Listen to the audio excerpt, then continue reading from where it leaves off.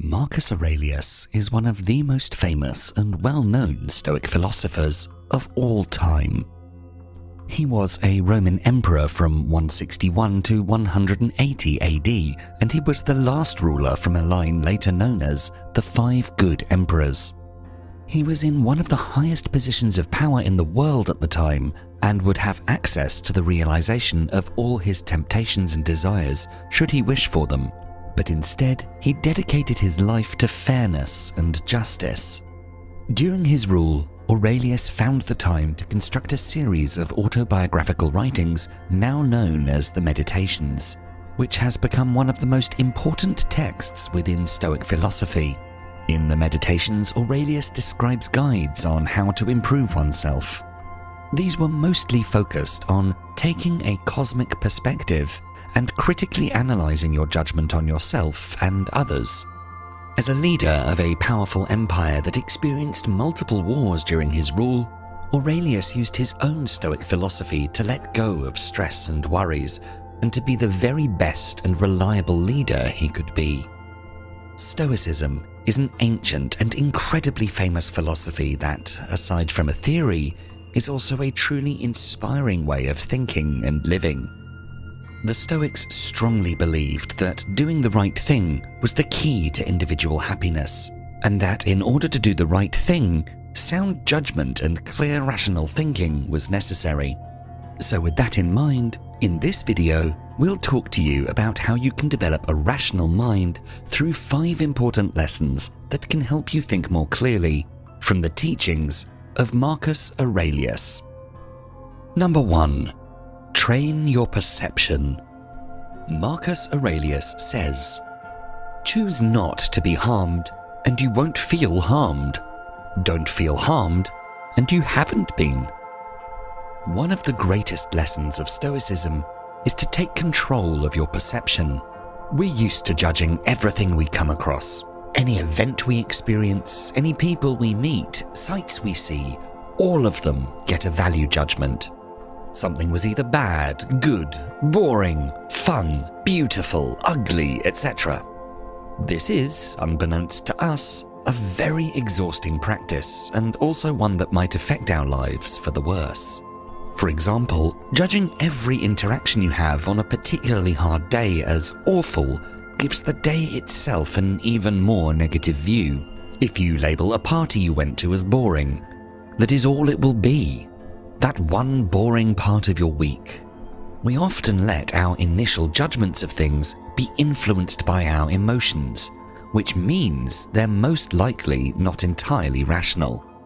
Furthermore, our tendency to judge every moment of our lives goes hand in hand with a tendency to talk in metaphors and hyperboles that make things seem worse. If you get dumped by your partner, you might say your ex broke your heart instead of the fundamental fact that they no longer feel for you the way they used to. This way of speaking, or rather this way of thinking, shapes how you feel. It's not the actual event that makes you feel bad, but rather the way you unconsciously choose to think about it. The Stoics, in contrast, encourage people to be careful to judge everything you come across and the things that you do, and one of the ways to be careful is to undo your judgments, which essentially means to look past them, to be able to forget your first instinct and to judge something through a more optimistic and reasonable lens. You can try to reframe that boring party in your mind as an event where you got to see a new place and meet some new people. Okay, afterwards you might note that you didn't really resonate with anyone, but you didn't go in with the expectation of negativity. As such, practicing not to judge everything based on your first instinct and emotion is the very best way to start training your perception on life. Whenever you think about anything in an opinionated way, try to ask yourself, is this rational? What have I based my opinion on? Is there a better or more positive way to interpret this? Marcus Aurelius stressed that harms can only be if you consider them as harms.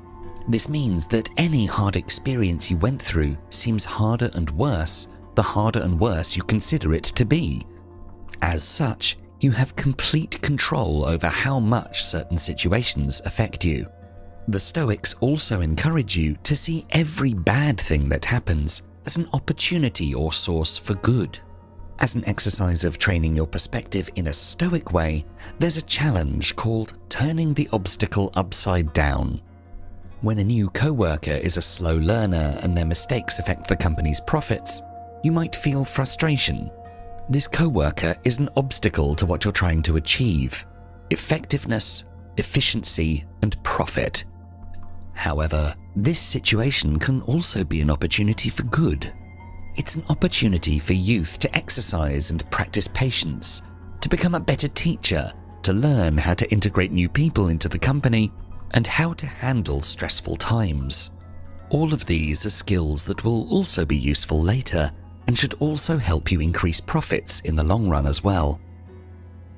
On this subject, Marcus Aurelius famously said, "The impediment to action advances action. What stands in the way becomes the way." So, all in all, instead of judging everything you come across in an exaggerated sense, take the time to look at things as they objectively are, and you might find that life is simpler and clearer than you thought. Every situation has a more positive interpretation and a more negative one. When you adjust your mindset accordingly, you'll find that nothing bothers you as much as it used to, and you'll get through life much more easily. Number 2, learn to control your emotions. Marcus Aurelius advises us to stop letting your emotions override what your mind tells you. Stop being hypocritical, self-centered, irritable. Acting out of emotion is often depicted as a stark contrast to acting rationally, and this is not without reason. There's nothing that clouds our judgment more than our own emotions can. So if you want to think clearly at all times, one of the most important skills to master is the ability to control your emotions. According to Marcus Aurelius, the emotion of anger in particular does us more harm than good. Contrary to what many people seem to think or try, controlling your emotions doesn't mean suppressing them. When you feel intense anger as a result of a betrayal, you cannot control this anger by denying its existence to yourself or others by pretending you're fine. It will still be there, no matter how deep down you push it. Instead, controlling emotions such as anger is, according to the Stoics, done by redirecting emotions. So, when you're next experiencing anger, ask yourself what you can do with that anger. Yelling at the one who hurt you might seem tempting, but will it help you lessen your hurt or better your situation? Will it help the one who betrayed you be better? In short, think about what you're tempted to do and then ask yourself if it's helpful. If not, find ways to express your emotions that are helpful. Maybe you can achieve better results by calmly talking with the one who hurt you, explaining your feelings, and trying to see their side. You could also journal, take part in physical exercise, get lost in a video game, or anything else that might help you let go of your anger afterwards. For another example, take anxiety or fear. You can't simply push it down, but you can redirect it. Instead of letting anxiety paralyze you, you can use it to challenge yourself to take those actions that make you feel it and acknowledge its existence throughout. Let's say you're too scared to ask your boss for a raise. Lots of people see such fear as a reason to not do something, and they'll allow themselves to be stopped by their anxieties. Others might be able to go through with it and regard their anxiety as something that's in the way and needs to be pushed down and ignored. But neither has to be the case. Instead, your fear is something that can be expressed healthily and maybe even end up being helpful.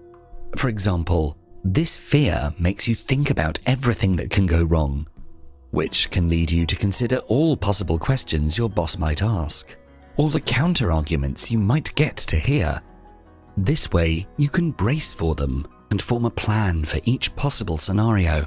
But most importantly, the fear provides a positive motivation to go through with it, to challenge yourself and grow as a person, to prove to yourself that you can, to make the step not despite your fear, but partly because of it. And in that scenario, you can be aware of the anxiety throughout and think, how awesome that I'm trying this anyway. When you manage to redirect strong emotions with ease, you'll be a calm person no matter what, and your emotions will never lessen your ability to think rationally and make smart decisions. Controlling your emotions is the key to a calmer mind. Number 3. Exercise the dichotomy of control. In the words of Marcus Aurelius, you have power over your mind, not outside events. Realize this, and you will find strength. The dichotomy of control is the distinction between what we can control and what we can't. For example, the weather, traffic issues, or what people think about you are all outside of your control. But how you dress, at what time you leave, and the kind of people you surround yourself with, that you can control. So, whenever you face a situation that makes you feel a certain way, ask yourself, what can I control? Whatever you can control is a reason to act. Whatever you cannot control, you should learn to accept and embrace without letting it affect you. Learning to distinguish between these two things and act accordingly can clear your mind instantly. A very important part of the dichotomy of control is amor fati, or translated, love for fate. When you embrace life and all the circumstances it brings you, you will always love life. You cannot escape fate or decide circumstances that are out of your control, but you can choose to love your life no matter what. If you find yourself rejected for a job you've wanted for years, you might think there's no redemption in such a situation. You wanted the job, tried, and failed. You couldn't possibly pretend to love fate in a circumstance like this. However, this is a misunderstanding. Instead of viewing the fact you didn't fulfill your ambition purely as a negative, investigate what led to the negative result and use it to make a positive move. Either the reason you didn't get the job was a failure on your part, in which case this is something you can control, you can work on those failings and try again when a similar opportunity appears in the future, or the reason was an external factor like nepotism or a personality clash with a member of the hiring staff. This was never in your control, meaning the opportunity never truly existed, and there's no point getting upset over something that's never existed. One part of accepting fate is distancing yourself from a fixed outcome and from external markers of success. If you want to be a writer, for example, and measure your success by the amount of sales your book makes, then you'll let your success be controlled by the arbitrary book market of the time. But if you choose to measure your success by how satisfied you are with your finished product, or by the amount of work you put into it, then you are in control of your success. So by all means, make sure to do everything in your power to try and achieve your goals, but never forget that you might not achieve them, and accept this possibility in advance. If we occupy ourselves only with what's in our control and vow to accept everything that isn't the exact way it comes, then one will find themselves being calm, whatever happens. Number 4. Keep virtues in mind. To quote Marcus Aurelius, dig deep within yourself, for there is a fountain of goodness ever ready to flow if you will keep digging. A virtue is an excellence of character, or, simply said, morally good behavior. Morally good behavior benefits not only you and those around you, but the greater good. The Stoics believed in an interdependent universe, that everything and everyone is connected in some way. Thus, according to Stoicism, what's best for the greater good is eventually best for you as well. This is why the Stoics were convinced that the most rational people were people that committed to the greater good, or in other words, acted virtuously. Not acting virtuous is the result of ignorance, according to the Stoics. When life throws you in an unexpected direction, virtues can guide you towards what to do and keep you grounded. This is why the most virtuous people are the calmest and most relaxed. In order to be virtuous, one has to keep the four most important virtues of Stoicism in mind: wisdom, justice, temperance, and courage. Wisdom, in the eyes of the Stoics, is the ability to judge what's good, bad, in between, or neutral. Instead of being controlled by emotion, one must think clearly and logically as to what would be the morally correct thing to do. When you have two options in a difficult situation, wisdom is the ability to think through both. Then, justice. Justice is acquired through wisdom, and it means doing what is both right and fair to others as well as ourselves. The Stoics regard it as one's duty to both oneself, our fellow man, and society as a whole. The third virtue, courage, is the ability to take action in the face of your own fear, to do what is necessary or helpful even when you don't know you'll succeed. Courage is not the elimination of fear, desire, or anxiety. Rather, it's deciding to act and taking steps despite our fear, passion, and anxiety. Lastly, temperance. The other word for temperance is moderation, which means to stay in the middle between two extremes, to make sure to never take too much or too little. In practice, temperance often looks like self-restraint, self-control, or discipline. According to Aurelius, one quality that set humans apart from animals was the ability to stop oneself if necessary. Temperance is important for ensuring our long-term well-being over short-term satisfaction. For a very trivial example, consider a bag of chips. Finishing the entire bag in one go might be nice in the moment, but it's bad for your health and even potentially your mood in some cases. Thus, one should practice self-restraint and stop after the first few bites. Temperance is also aided by wisdom. Only by thinking wisely can you decide how much of something you need to acquire before stopping yourself. The Stoics divided all possible things and actions in the world between goods, evils, and indifference. It was always important to seek out good, avoid evil, and choose the indifference as you please. You create evil when you act against one of these virtues. For example, when you steal from somebody, disrespect someone, act recklessly or cowardly, or make somebody ill. You participate in good when you act according to these virtues. And you do neither when you perform indifferent acts, like taking a walk, for example. These simple rules to live by won't just make you a better person, but they'll make you a more relaxed one. When you act according to the virtues, you are always guided by good, and you are always acting rationally, according to the Stoics. Such behavior creates a calm mind. Number 5. Always consider the big picture. In our final quote from Marcus Aurelius for this video, he says, "How beautifully Plato put it.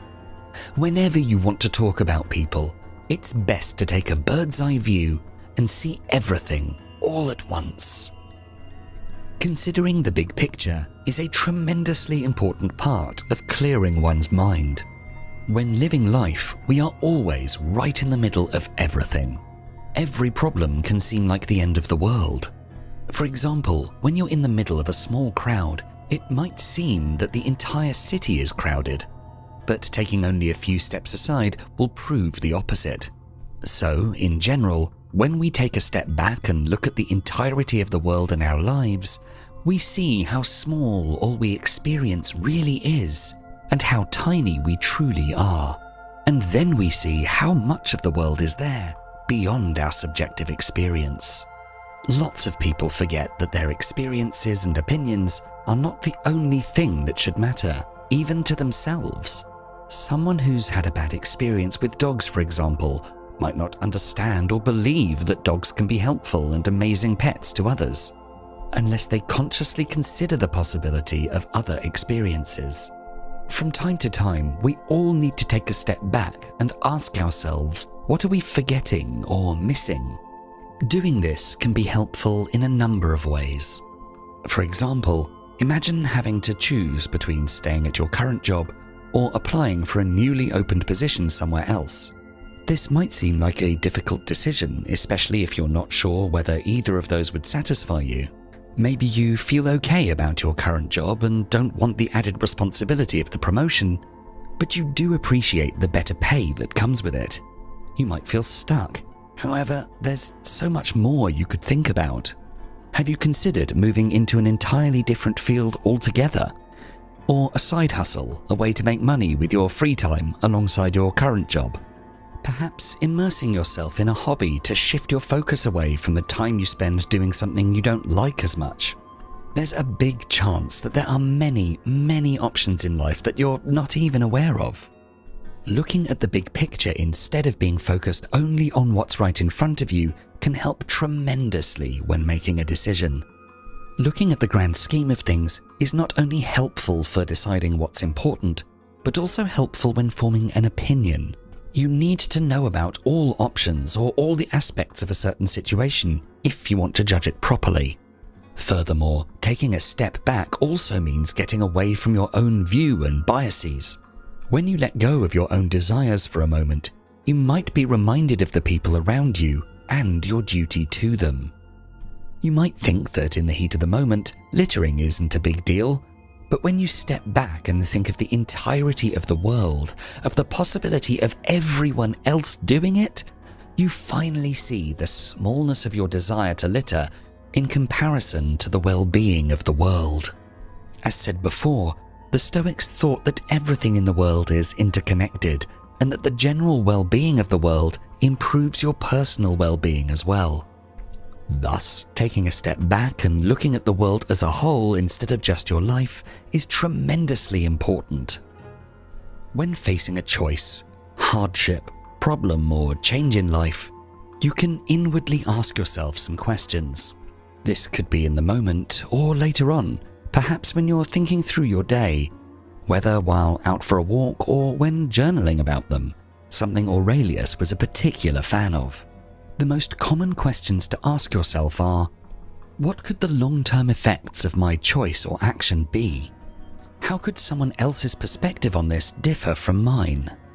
Do I know somebody in a similar situation or with similar goals to mine that could help? Does my choice or action affect my well-being? Does it affect the well-being of those around me? Are there any choices I haven't considered yet?